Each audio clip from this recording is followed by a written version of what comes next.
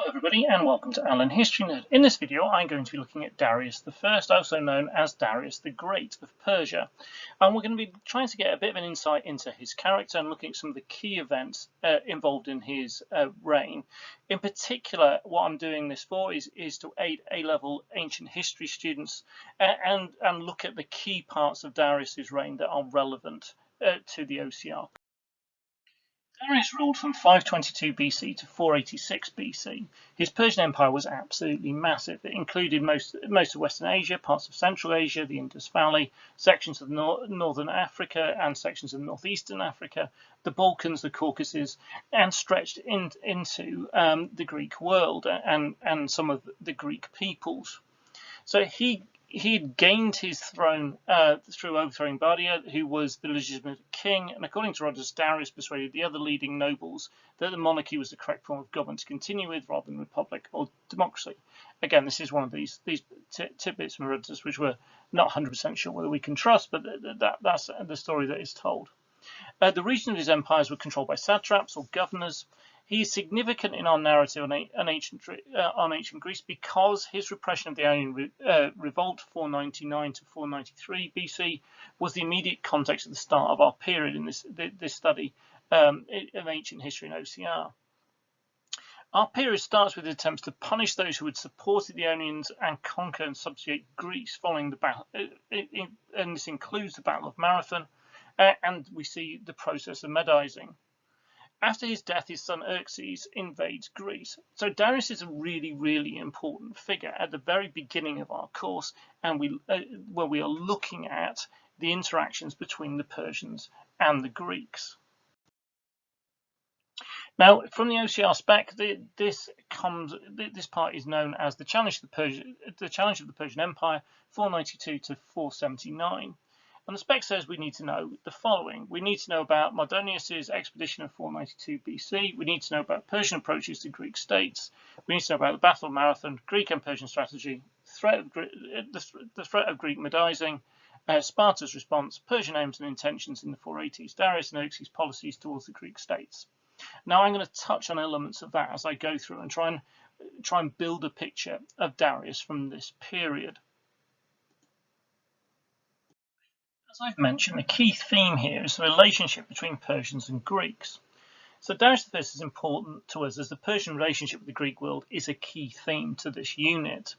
It is worth considering if Darius has a solely negative impact on the Greek world. It is also worth considering, is Darius always the aggressor and the one causing tension, or does some responsibility for these wars belong with the Greeks? We're also going to look at how Greek states reacted differently to Darius, and Darius acts differently towards some of the states. So not all of Greece is treated homogeneously, is not all treated the same by Darius, and the way that the Greek states react to Darius and the Persian Empire is very, very different. And all of these, again, are going to help us gain a proper understanding of this period of ancient history.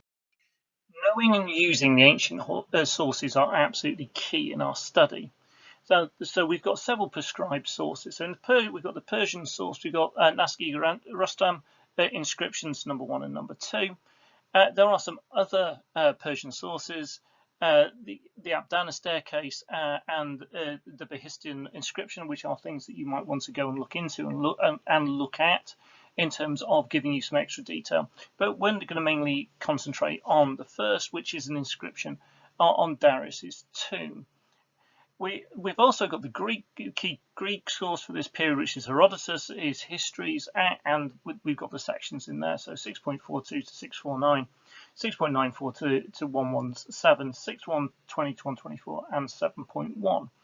And so we are going to use parts of these, or look at bits of these as we go through and try and build this picture of Darius and some of the events that were going on. So the first event actually takes place before the specification starts, but it's really, really important context. So the Ionians were a group under the control of the Persian Empire. So what happened? Well, the Persians tried to invade Naxos, and this invasion failed. Taking this as a possible sign of weakness, plus unhappiness at the high Persian taxes, led to rebellion against the Persians in Asia Minor and Cyprus.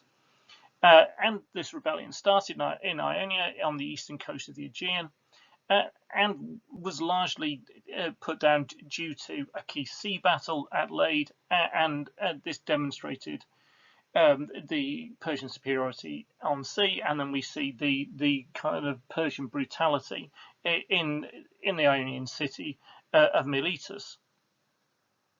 So what does all this tell us about Darius? Well, the Ionian rebellion had lasted a long time, so we're looking at a period of 6 years.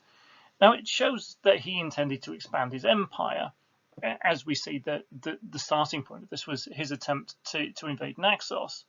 And we also see that he will not stand for any form of rebellion, because he spent 6 years crushing the Ionian rebellion. It also shows us that he has the strength to counter any rebellion, but is not invincible, because he's not just swept through Naxos.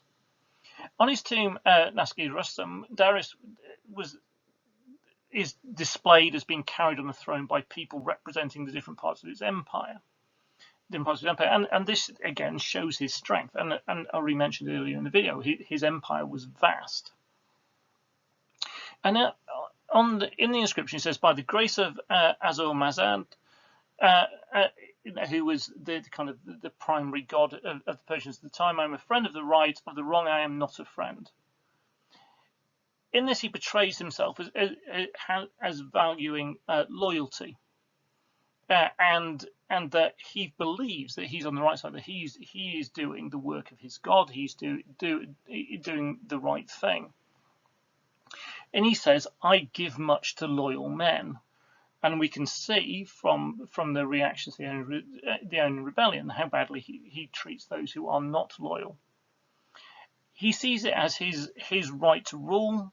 And he believes that this is God-given, and he also believes that he has all the skills needed in battle. And he believes all these gifts he has been given by Ahura Mazda, the great Persian god. So he's got all these God-given rights and God-given skills, and he sees himself as this great and all-powerful emperor.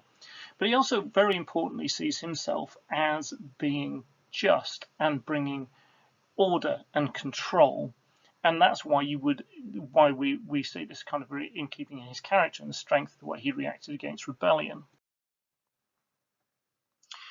Now, we do also see some reforms under Persian rule, and some of this is really interesting and maybe a little bit mind-blowing in terms of things you wouldn't expect.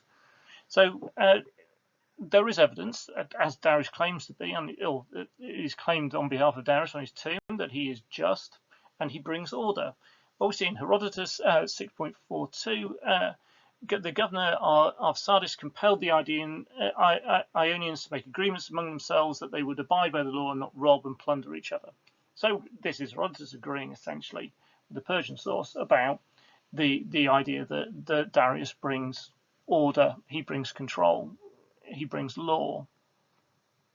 Maybe a more surprising one is in the next chapter of something under Persian rule, where Herodotus 6.43, where when Mardonius arrived in Ionia, he did a thing which I set down here for the wonder of those Greeks who will not believe.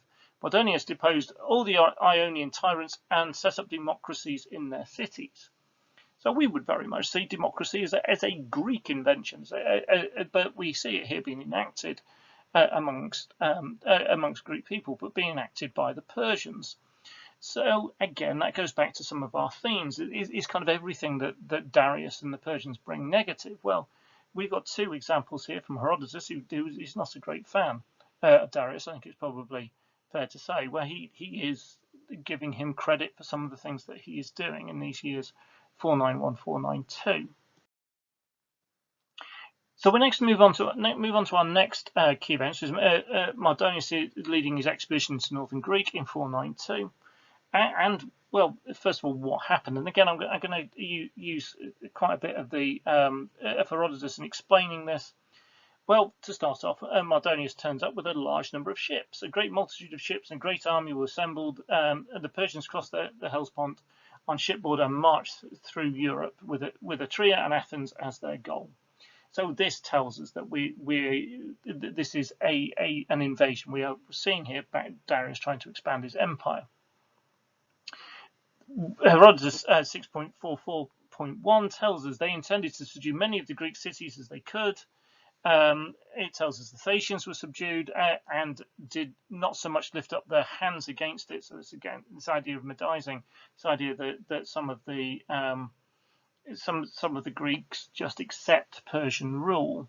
They also added the Macedonians to slaves they had already, for all the nations nearest to them than Macedonia had been made subject to the Persians before this. And again, so this is the Greek source reflecting the Persian source about the pure size of the Persian Empire, the pure strength of Darius and the areas that he controlled. The expedition, however, had major problems. Herodotus 6.44.2 and 6.443 tells us this. They tell us about the disasters at the sea for the Persians as they tried to go around Athos, losing many ships and men. Herodotus 6.45.1 tells us Mardonius with his army in Macedonia, and they get attacked by Bringi of Thrace. He attacked them by night and killed many of them. Mardonius himself was injured. And at this point, it looks like a complete disaster. And you have to be careful here with the reading of the source, because you look at this and kind of go, well, okay, so they've taken this land, and now they've been attacked by the people of Thrace, and they've been defeated. But it then goes on, but not even these could escape enslaved by the Persians. Mardonius did not depart from those lands before he had subjugated them. So again, we see the continuing conquest by Mardonius and the Persians. However, they now have a much weakened army and navy following these events. And then Herodotus tells us the expedition ends. After conquering them, he led his army away homewards, since Bringi had dealt a heavy blow to his army and Athos an even heavier blow to his fleet. This expedition, after an inglorious adventure, returned back to Asia. So in there, we've got Herodotus's kind of interpretation of it, that it is inglorious. Well, it doesn't meet the aims, and this can maybe tell us Darius's capabilities at this point don't quite match up with his aims. He's aiming, we're told by Herodotus, to take Etruria and Athens.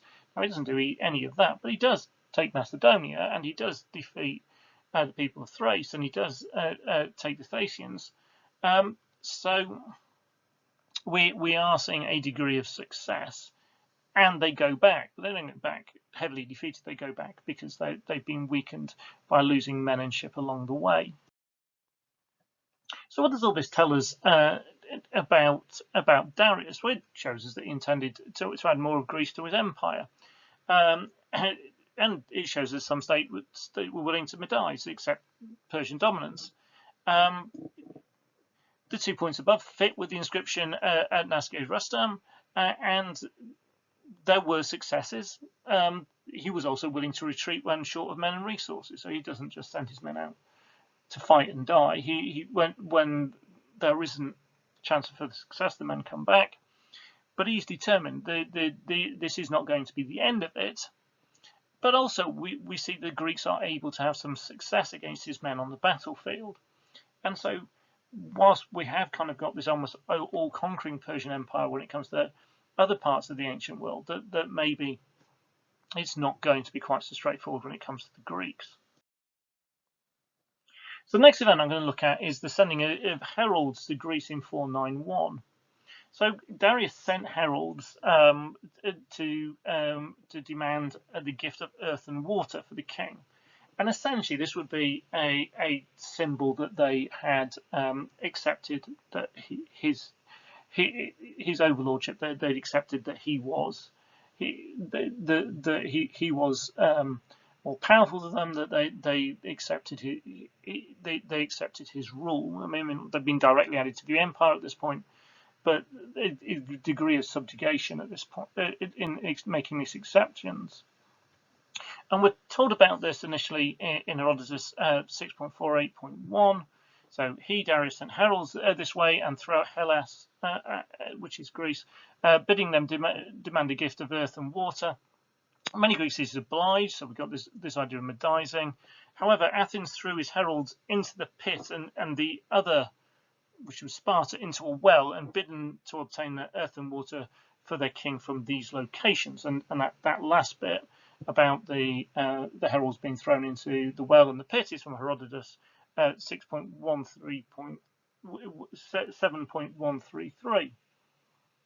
This is really remarkable. Defined by these two cities, heralds held a kind of sacred protection for their missions, and really should be treated with the utmost respect, and definitely not hurt or harmed, and definitely not thrown into a well or a pit. Now, Athens was perhaps motivated by fears of the return of the tyrant Hippias, who had gone over to the Persians, having been displaced by the Athenians. And Sparta was, well, just being Sparta, really. It wasn't willing to accept the idea of being subject to anybody else.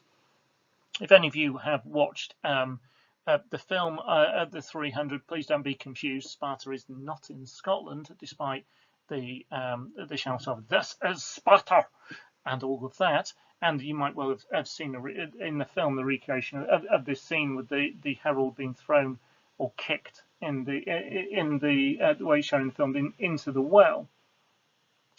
Now, Darius again is showing his desire for land, but he's not going to get it his own way.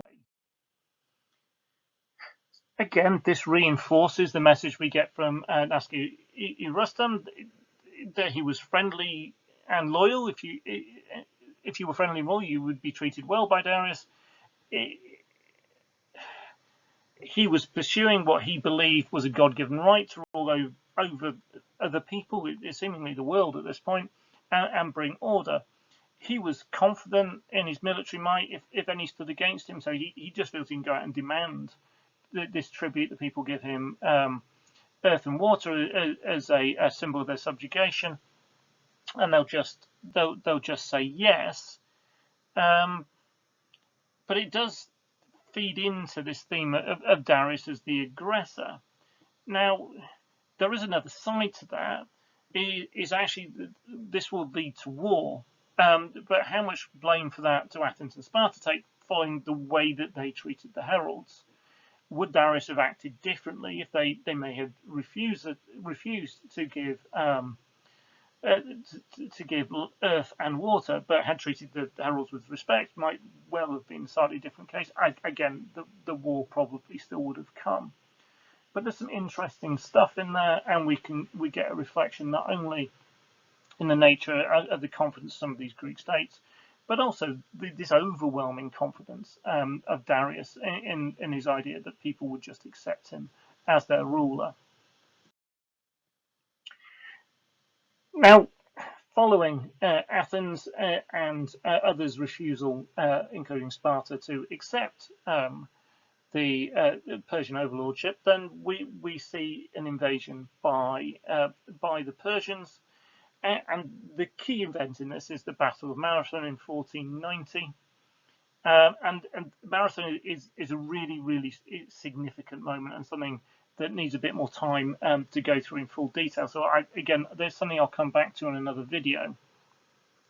Essentially, what happened was that in 1490 there was an invasion launched. The aim for Darius was imperial expansion, revenge over earlier wrongs, including the Ionian Rebellion, in particular the burning of a Persian temple in Sardis. Now, Naxos, which we saw there'd been a failed invasion of before, and Etruria was sacked and burnt, and the temples were burnt, and people taken as slaves. And this shows the vengeful, violent, aggressive side of Darius. Contrastingly, Delos, with whom Darius had no particular issue, was treated with respect, and offerings were made to the temple there.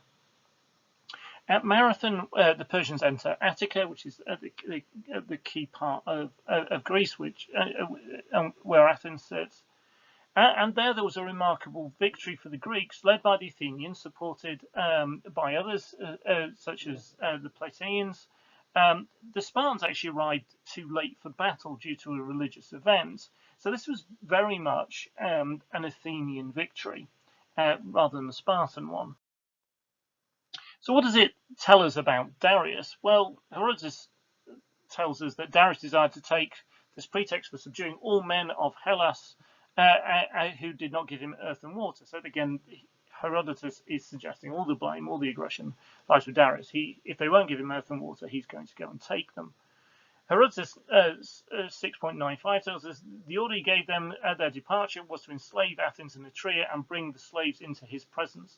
And we see that does happen to Etruria, but it doesn't happen to Athens. So again, we see this difference in terms of what happens with the interactions between Persia and Greece.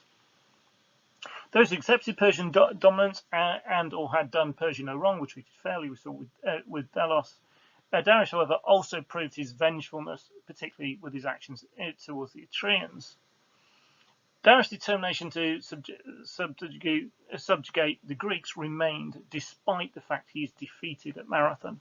So again, part of what with the picture of Darius we can build is this is a guy who's completely determined to bring about what he thinks should happen. And this is demonstrated by the fact that after Marathon, Darius goes home. Darius is back there at home planning an even bigger invasion. So he's kind of like, well, we failed to take Attica, we failed to beat the Athenians. We just need more ships, more men. We are Persia, we will prevail. And then we can see, as we see on his team, with all these other nations which are subject to him, carrying him on his throne, then he's kind of going, right, and he includes the Greeks in that list. This is the guy who was determined to rule over all. However, raising such a massive expedition took time, and there was also issues, for example, in Egypt, and he died in 486 before preparation was finished. His son Xerxes, however, would invade Greece, and this is something which we will look at a later date. I hope that's been helpful for you and giving you a bit of an insight into Darius and his character, and some of the ancient sources and some of the events in this early part of our course. As time goes on, I will add more and more videos on this topic and others from ancient history to go alongside all the stuff there is already on the channel on various other parts of history and on British and American politics as well. So the channel's going to get bigger and bigger. Hopefully, lots of stuff to interest people and to help people with their studies. Thank you very much for watching.